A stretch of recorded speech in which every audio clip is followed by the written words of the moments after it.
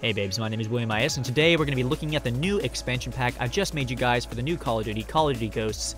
It's the first expansion pack. I plan to do many more. I've gotten a lot of requests from you guys for some more general sounds, maybe some semtex or some equipment, something like that you guys could apply to trick shotting, since you guys really liked the way I broke it down, and you guys also liked, apparently, the quality of the sounds, which makes me feel great since I spent a lot of time on it.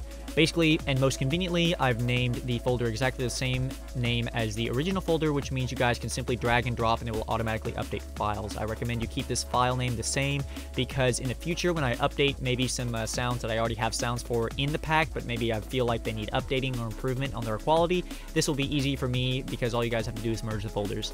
So I recommend you keep that the same. As you can see, if we go in the Ghost folder, we have all four of the sniper rifles broken down in the same fashion because you guys like the detail that I put into that. So yeah, that's pretty much it for the sound pack. I want to do a quick tutorial in After Effects because I was getting a lot of questions about optimizing these sounds since there are no longer files that we can pull straight from the PC to get our sound effects. But, you know, that's pretty easy. But I wanted to go in a little bit more detail and talk about the difference between indoor and outdoor audio in this game, because this is the first Call of Duty in which the gun sounds physically change for indoor and outdoor environments. So I've got two examples for you today. I don't know how clear it's going to be, but I will make it clear by the end. So let's go ahead and take a listen to the first one. This should be an indoor example. We've lost the lead. Yeah, there will. If I draw... And compared to our outdoor example.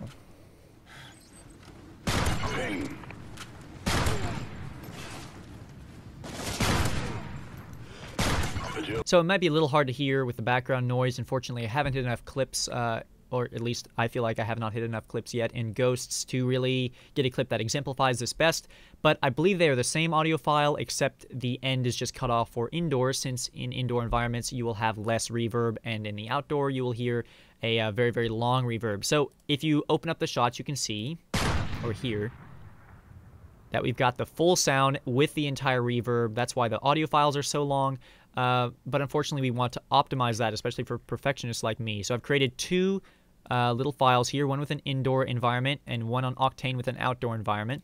If you guys want to know how to set this up, this is in my last tutorial about setting up your audio files and pre-composing, importance of that, everything like that. So right here, you can see that we get the full reverb as we listened to before. However, on this strike zone clip, you can hear that the long reverb, and of course all this background noise and stuff will not show up, and the reverb will be fainter when we add it to some music or whatever audio we are syncing this to. But the point is it will still be noticeable to people that are looking for it. So we want to cut that off and make that more realistic for an indoor environment. So we can open up our link shot composition.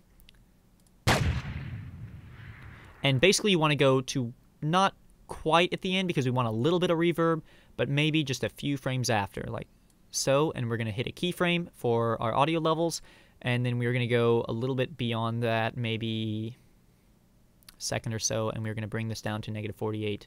You can't bring that lower, but anything at -48 is not going to be audible. Audible on YouTube. So now if we take a meandering listen again, we might need to scoot this a little bit to the left.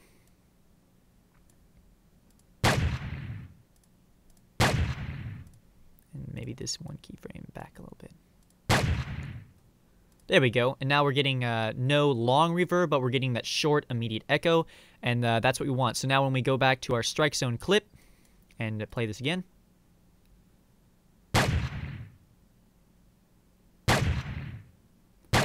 we're getting something a lot more realistic to the environment that we would be hearing it in. That's pretty much all for the tutorial.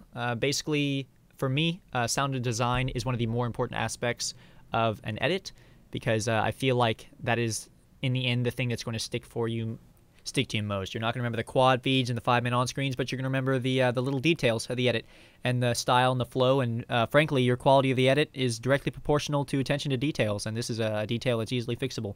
So again, that was pretty much all for the tutorial. I thank you guys for watching and supporting me with this sound pack. Again, it did not take a lot of time. I actually had to go outside the map to get some really clean sound, since it was so hard to get a quiet spot on this game.